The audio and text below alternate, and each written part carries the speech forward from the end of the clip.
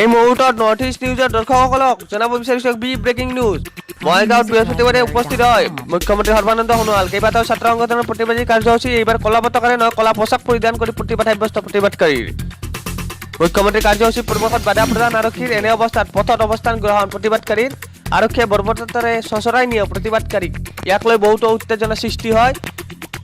বৃহস্পতিবাৰে মুখ্যমন্ত্ৰী সৰ্বানন্দ সোণোৱালে অভয়াপুৰী ধৰ্মপুৰ সাৰ্বজনীন পালনাম উৎসৱৰ সোণালী জয়ন্তী বৰ্ষ স্মৃতি গ্ৰন্থ উন্মোচন আৰু মুকলি সভা অংশগ্ৰহণ কৰাৰ উদ্দেশ্যে উপস্থিত হয়। মুকলি সভাত অংশগ্ৰহণ কৰি মুখ্যমন্ত্ৰীগৰাকীয়ে ভাষণ প্ৰসংগত নাগৰিকত্ব সংশোধনী বিধেয়ক 2016 সন্দৰ্ভত কংগ্ৰেছ আৰু বামপন্থী দলসমূহে ভুল ব্যাখ্যাৰে ৰাইজক প্ৰৰোচিত কৰা বুলি ভাষণ প্ৰদান কৰে আৰু লগতে আগৰ আছুৰ প্ৰতিবাদী কাৰ্যসূচীত কোনো ধৰণৰ বিক্ষিপ্ত ঘটনা হোৱা নাছিল, কিন্তু এতিয়াৰ আছুৰ কাৰ্যসূচী বিক্ষিপ্ত ঘটনা তেওঁ ক্ষোভ প্ৰকাশ কৰি মত ব্যক্ত কৰে। চাওঁ আহক আমাৰ এক বিশেষ প্ৰতিবেদন।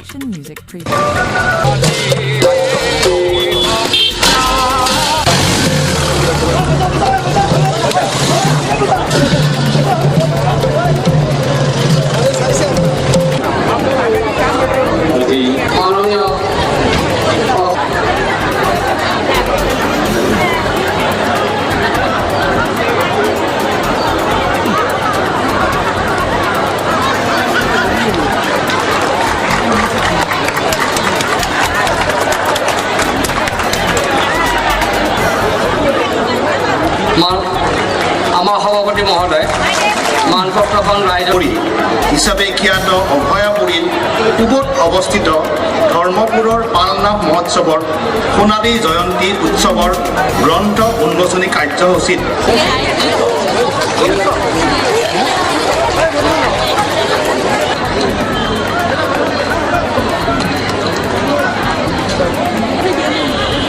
আয়োজিত সাৰ্বজনীন পালনাম মহোৎসৱ। কাৰণ আজি এইখন অসমত দুটিমান কথা মই পালনামৰ অলপ বাহিৰলৈ গৈ ক'ব লাগিব। যিটো ৰাজনৈতিক অস্থিৰ পৰিস্থিতি আৰু পৰিৱেশ আজি একাংশ লোকে ইয়াত সৃষ্টি কৰিছে,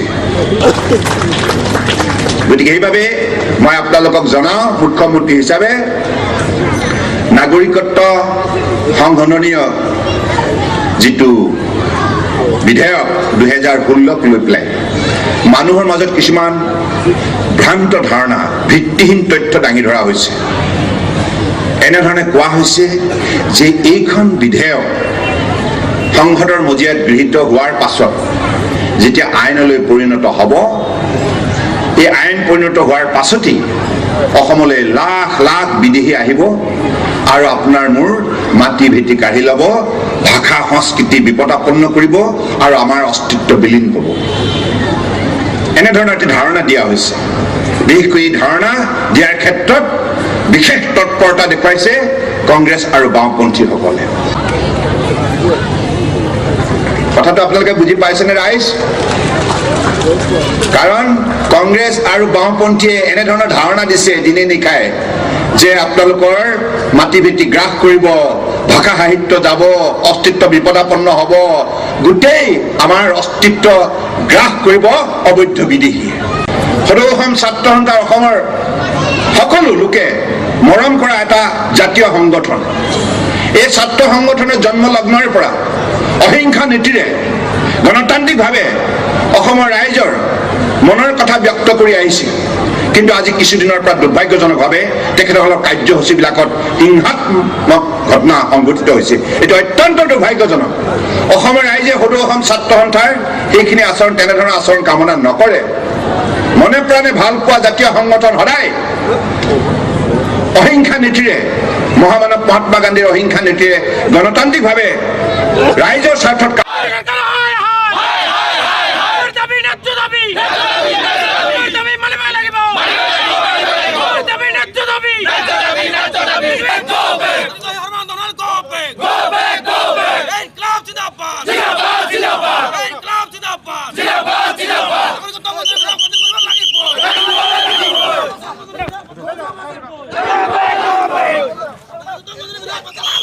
Go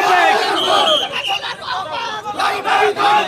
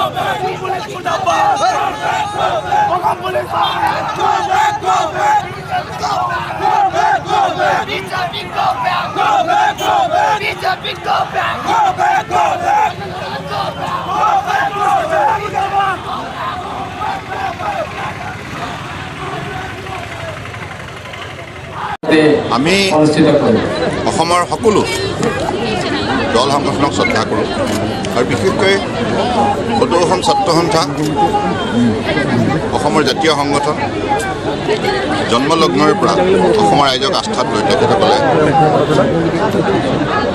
অহিংসা নীতিৰে গণতান্ত্ৰিকভাৱে আন্দোলনবিলাক চলাই আছে। তেনেধৰণৰ আন্দোলনক আমি সদায় শ্ৰদ্ধা কৰোঁ, কিন্তু আজি কিছুদিনৰ পৰা তেখেতসকলৰ কাৰ্যসূচীবিলাকত হিংসাত্মক ঘটনা সংঘটিত হৈছে। আপোনালোকেও দেখিছে, এইটো দুৰ্ভাগ্যজনক। এনেধৰণৰ পথ পৰিহাৰ কৰিব লাগে, কাৰণ এই মুহূৰ্তত তেখেতসকলৰ দায়িত্ব আছে অসমৰ উঠি অহা ছাত্ৰ ছাত্ৰীসকলক এটা সুস্থ সবল শৈক্ষিক পৰিৱেশ প্ৰদান কৰা, আৰু আমি চৰকাৰ আৰু জনসাধাৰণে ঐক্যবদ্ধভাৱে এই ক্ষেত্ৰত আমি আগবাঢ়িব লাগিব, কাৰণ ভৱিষ্যতৰ প্ৰজন্মক আমি শক্তিশালীৰ ওপৰত গঢ় দিবই লাগিব। তেতিয়াহে এই প্ৰতিযোগিতাৰ পৃথিৱীত অসমে ভাৰতবৰ্ষৰ বুকুত শ্ৰেষ্ঠ স্থান দখল কৰাটো সম্ভৱ হ'ব। গতিকে আজি এই মুহূৰ্তত মই সকলো জাতীয় সংগঠন আৰু অন্যান্য দল সংগঠনবিলাকক মই আহ্বান জনাইছোঁ যে সকলোৱে সহিষ্ণুতা অটুট ৰাখি সংযতভাৱে সামাজিক পৰিস্থিতি সুস্থিৰভাৱে জীয়াই ৰখাৰ নিমিত্তে সকলোৱে আত্মনিয়োগ কৰক। গণতান্ত্ৰিক আন্দোলন অহিংসা নীতিৰে পৰিচালনা কৰাটো